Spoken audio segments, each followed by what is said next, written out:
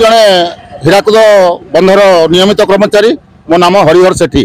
आमर देखो हीराकुद बंधर उपर मुंडे वर्षा जारी रही जहाँफल कि हीराकुद बंधर जलस्तर क्रमागत भाव में वृद्धि पाँच।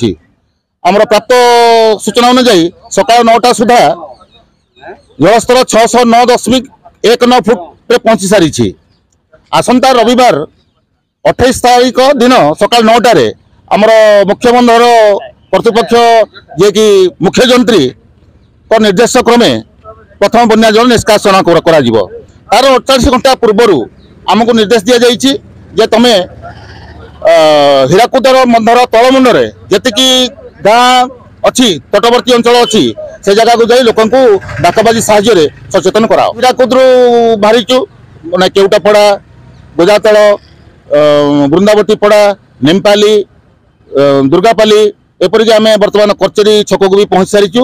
यू आम आरंभ कर जीवु आम मानेश्वर देकर धमा पर्यंत आम लोक सचेतन